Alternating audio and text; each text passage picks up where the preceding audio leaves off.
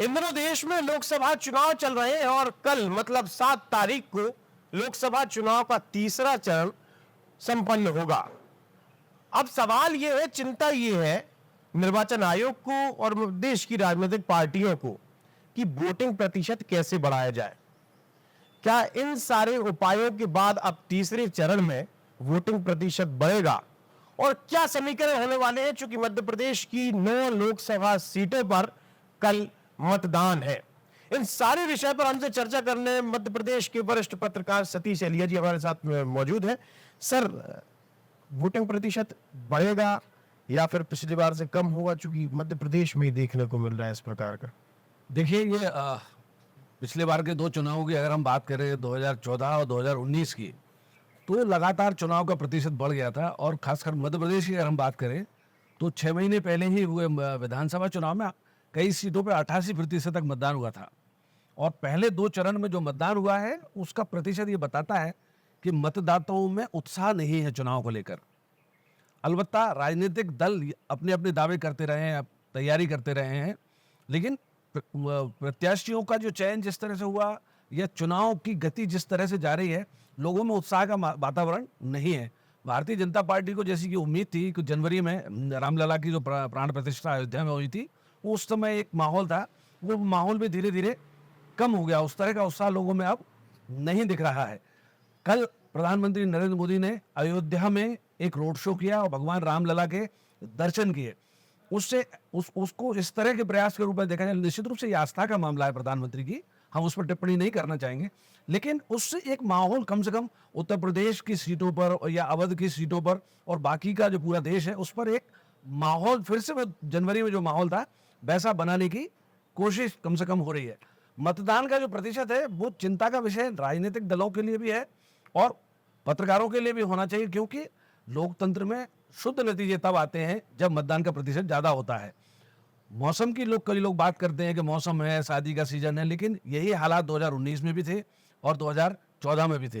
लेकिन 2019 का जो चुनाव था वो पुलवामा का एक बैक ड्रॉप था, राष्ट्रवाद की एक लहर जैसी थी और मोदी सरकार के प्रति प्रो इनकम्बेंसी थी। इस समय ना प्रो इनकम्बेंसी दिख रही है, ना एंटी इनकम्बेंसी दिख रही है। और खासकर जो विपक्ष जिस तरह से लड़ रहा है, जिस तरह के मुद्दे वो उठा रहा है, भारतीय जनता पार्टी वो मुद्दे उनके ऊपर उलट रही है, पलट दे रही है। इस सब के बावजूद भी माहौल ही बन रहा है। उम्मीद ये की जाना चाहिए कि कल मतदान का प्रतिशत न केवल मध्य प्रदेश में बल्कि देश की जो बाकी सीटें हैं उन पर भी मतदान का प्रतिशत बढ़ेगा तो लोकतंत्र के लिए ठीक होगा। लेकिन इसमें मुझे लगता है कम मतदान के प्रतिशत में राजनीतिक दलों की भी एक बहुत बड़ी जिम्मेदारी है। राजनीतिक दल, कार्यकर्ता, उनके पदाधिकारी विधानसभा चुनाव में जिस तरह से मतदाताओं को बूथ तक ले जाते हैं या उनको प्रेरित करते हैं या घर घर जाकर संपर्क करते हैं, लोकसभा के चुनाव में उस तरह से कम इस बार तो वो दिखाई नहीं दे रहे हैं। इसी का नतीजा है कि लोग मतदान में बाधाएं उनको सामने रहती है कि धूप है, कौन जाए, और नतीजा लगभग तय है, तो किस तरह से हम नहीं भी जाएंगे तो क्या फर्क पड़ेगा। लेकिन इस चीज से उभरना चाहिए, डेमोक्रेसी के लिए ठीक नहीं है। सर, चूंकि आपने कहा कि लोगों में एक्साइटमेंट की जो है कमी, उत्साह की कमी है, मध्य प्रदेश में भी कल 9 लोकसभा सीटों पर चुनाव है। हाई प्रोफाइल सीट है, भोपाल हो, विदिशा हो, मुरैना हो, ग्वालियर हो। अलग अलग सर्वे आ रहे हैं, अलग अलग लोगों की बातें सुनने में आ रही है। राजनीतिक पंडितों का ये कहना है कि 3 सीट जो है वो फंसी हैं, 6 सीट इस समय जो है वो आराम से भाजपा की खाते में जाएगी। तो आपको क्या लगता है किस तरीके से फंसी? क्या राजगढ़ में कोई दिक्कत होने वाली है? मुरैना में जातिगत समीकरणों के चलते हुए भाजपा को नुकसान होगा, या फिर भाजपा ने अपना डैमेज कंट्रोल कर लिया है? शुरुआत हम मुरैना से करेंगे सर। मध्य प्रदेश में जहां तक मुझे लगता है, खासकर लोकसभा चुनाव के बारे में 91 से मैं लगातार मैंने लोकसभा के चुनाव कवर किए हैं। लोकसभा चुनाव में कम से कम जातिगत असर उस तरह से नतीजे पर नहीं पड़ता, इस बार भी नहीं पड़ेगा। जातिगत मुद्दा लोकसभा चुनाव में कम से कम असरदार नहीं रहता, क्योंकि इतना बड़ा एक क्षेत्र होता है और मुद्दे ज्यादातर राष्ट्रीय होते हैं, तो जाति का उतना असर खासकर मध्य प्रदेश में तो नहीं पड़ेगा। लेकिन मतदान का प्रतिशत जो है वो कहीं मार्जिन को कम कर सकता है।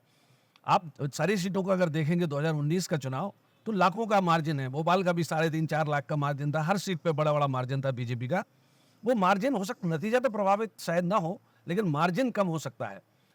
मुझे ऐसा लगता है या तो 2019 जैसी ही स्थिति रहेगी, 28-1 का जो पिछली बार था, कांग्रेस को 1 सीट मिली थी और बीजेपी को 28। इस बार हो सकता है बीजेपी एक आध और कोई सीट लूज करे। वो सीट मंडला भी हो सकती है, क्योंकि अभी हमने देखा फग्गन सिंह कुलस्ते विधानसभा का चुनाव हार गए थे। एक चीज और मुझे कहना है, क्यों जो लगातार प्रत्याशी बदलने की बात या फ्रेश चेहरे के रूप में, जैसे भारतीय जनता पार्टी को हम देखेंगे तो राजस्थान में, छत्तीसगढ़ में फ्रेश चेहरे मुख्यमंत्री के तौर पर बुलाई है। भारतीय जनता पार्टी पहले ये करती रही है कि वो प्रत्याशी भी बहुत सारे फ्रेश चेहरे विधानसभा के चुनाव में जैसे लाती है। लोकसभा के चुनाव में वही चेहरे हैं, तो मतदान का प्रतिशत जो कम होता है उसमें भी एक बड़ा कारण ये भी होता है, लोगों की उतनी रुचि नहीं होती। अब जैसे मैंने कहा कि मैं 91 से चुनाव कवर कर रहा हूं, तो पहला चुनाव मैंने शिवराज सिंह चौहान का किया था कवरेज, और आज फिर वही शिवराज जी 34 वर्ष बाद वही शिवराज सिंह लोगों के सामने उसी चेहरे के साथ है। दिग्विजय सिंह जब 1993 में मध्य प्रदेश के मुख्यमंत्री बने थे तो राजगढ़ से वो सांसद थे, अब फिर वो सामने मैदान में है आपके। तो अब इसको लोगों को कम से कम राजनीतिक दलों को भी ये सोचना पड़ेगा कि वो फ्रेश चेहरे को सामने लाएंगे। लोगों में कम से कम ये जो पोस्टर बॉय दिखते हैं, अपने को तो लगता है कि बड़े जननायक है, लेकिन लोगों में एक इनकम्बेंसी उनके चेहरों को लेकर भी हो जाती है कई बार। इस कारण भी मतदान का प्रतिशत कम होता है। भारतीय जनता पार्टी के खिलाफ या नरेंद्र मोदी, चूंकि प्रधानमंत्री का चयन लोकसभा सीट से होता है, सरकार केंद्र की बनती है, तो उनके खिलाफ कोई बड़ा ऐसा मुद्दा मुझे नहीं दिखता है जिसके कारण 2019 से कोई विपरीत नतीजे आने की हम कहें कि ऐसा हो सकता है, प्रेडिक्शन करें। अगर लेकिन कांग्रेस चाहेगी तो 2-3 सीटों पर वो फाइट में रह सकती है, और नतीजा 27-2, 26-3, 28-1 इसके आसपास ही रहेगा, मुझे ऐसा लगता है। 29-29-0 पे ऐसा कुछ नहीं हो 29-0 तो कम संभावना है, क्योंकि जो एक प्रत्याशी उन्होंने छिंदवाड़ा में दिया है, आप भी वहां गए होंगे, आप भी वहां छिंदवाड़ा में विधानसभा चुनाव के समय भी आप वहां गए थे, आपको पता होगा कि बंटी साहू किस तरह का प्रत्याशी है और लोगों में उसके प्रति कैसी राय है, मतलब वो। और खासकर कमलनाथ का जो इलाका है, कमलनाथ ने इतने सालों तक वहां रहे हैं, तो एक सिंपैथी का कार्ड जो उन्होंने खेला है, हो सकता है उसका भी असर हो। मार्जिन तो पिछली बार ही उनका कम हो गया था, हो सकता है इस बार बहुत ही थिन मार्जिन से जीते, लेकिन मुझे लगता है कि वो सीट छिंदवाड़ा की भाजपा आसानी से नहीं जीत पाएगी। जीत और हार के बीच में एक पतली सी परत रहेगी। बिल्कुल। अब चूंकि देखा जाए तो मध्य प्रदेश में राहुल गांधी भी आज अलीराजपुर जनजातीय क्षेत्र को अपने कैप्चर करने की कोशिश कर रहे हैं। भाजपा हो तो भाजपा भी लगातार काम कर रही है। मोदी जी वहां पहुंचे थे। अमित शाह ने भी आके कह दिया है कि साहब वोटिंग प्रतिशत बढ़ाइए, नहीं तो मंत्री विधायकों के ऊपर समस्या खड़ी हो सकती है, खास करके जो मंत्री जिनको बनाया गया है। तो क्या लगता है कि इस जो ये फॉर्मूला है अमित शाह का, उससे कुछ फर्क पड़ने वाला है? देखिए, मैंने पहले भी कहा कि राजनीतिक दल जो है, जैसे Bharatiya Janata party cadre based party है, और ये माना जाता है कि वो घर घर उनके कार्यकर्ता संपर्क करते हैं, मतदाताओं के पास जाते हैं और उनसे आग्रह करते हैं।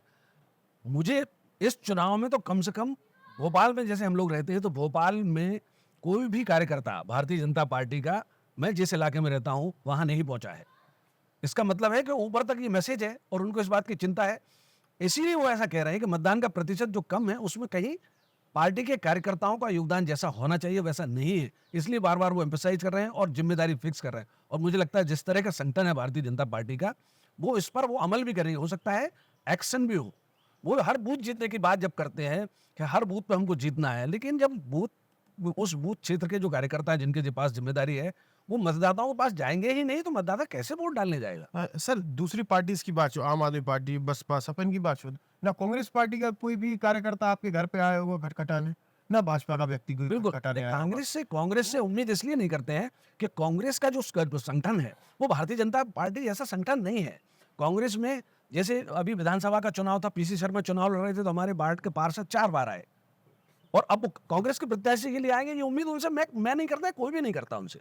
उनकी पार्टी का अलग तरह का वो है, लेकिन प्रत्याशी चयन भी एक बहुत बड़ा कारण है। चूंकि जब देश की एक समय पे सबसे बड़ी राजनीतिक पार्टी थी, 65 साल तक पूरा का पूरा राज रहा, सरकार में रहे, सत्ता चलाई, अलग अलग निर्णय लिए, उनको चुनाव लड़ना तो आता है ना सर? नहीं, चुनाव लड़ना अगर उनको आता होता तो उनके जो प्रदेश अध्यक्ष है जीतू पटवारी, अपनी ही एक पूर्व कांग्रेस की नेत्री जो उनकी सरकार में भी मंत्री रही और अब पूर्व मंत्री बीजेपी में, उनके बारे में उस तरह की टिप्पणी नहीं करते, खासकर तब जबकि भारतीय जनता पार्टी जनता दल सेकुलर के साथ गठबंधन में है कर्नाटक में, और कितना बड़ा कांड वहां उजागर हुआ, और जिसके लिए प्रधानमंत्री वोट मांग रहे थे। सोशल मीडिया पर अगर आप देखेंगे तो बीजेपी वाले बचाव की मुद्रा में थे, लेकिन जीतू पटवारी ने ऐसा बयान दे दिया। तो इस तरह का जो नेतृत्व है, इस तरह का जो संगठन बन गया है, जिस व्यक्ति ने अभी चुनाव हारा विधानसभा का और उसको प्रदेश अध्यक्ष बना दिया, और उसके बाद से आप देखिए लगातार पार्टी में भगदड़ की स्थिति है।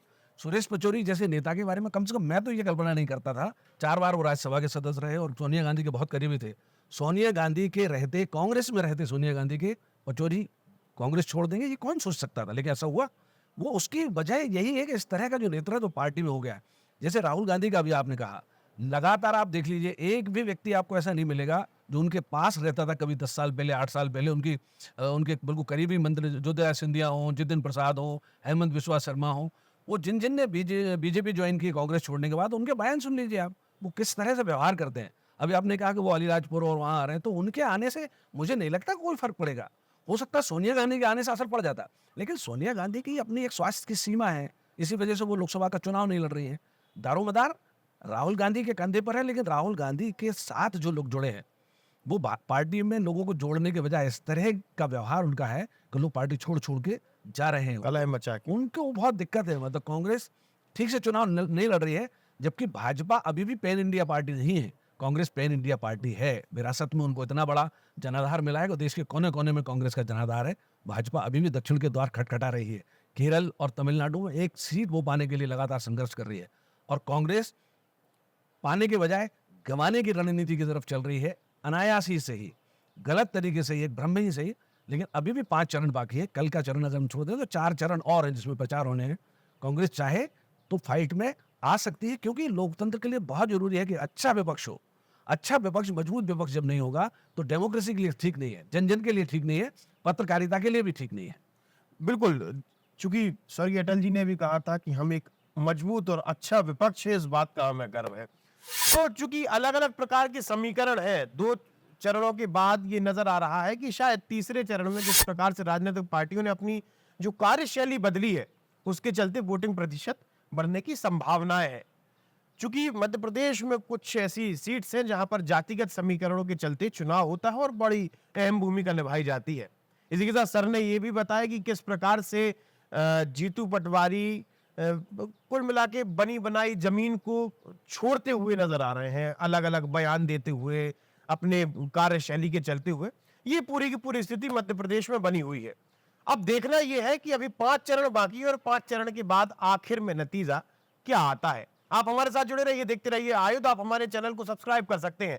मध्य प्रदेश में लोकसभा चुनाव से जुड़ी सारी की सारी अपडेट्स हम आप तक पहुंचाते जाएंगे। आपका बहुत बहुत धन्यवाद।